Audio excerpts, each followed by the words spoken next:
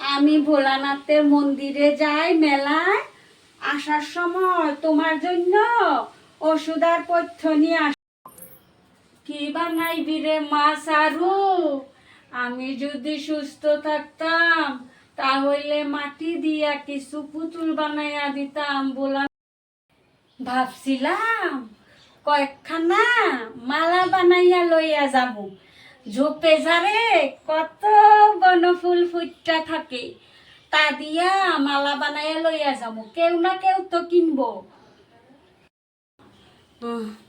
ঠিক আছে মা চারু, সাবধানে যাস। জয় ভোলানাথের জয়, জয় ভোলানাথ। বন ফুলের মালা লইয়া তো আইলাম মেলা, সেই আবার বৃষ্টি আইসা পড়ছে। বিক্রি হইব?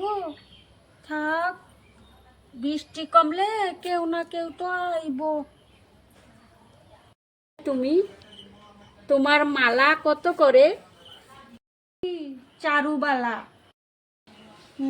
বেশি না, 4 পয়সা মূল্য মাত্র। ঠিক আছে, সব মালা আমাকে দাও। এই নাও, ধরো তোমার পয়সা।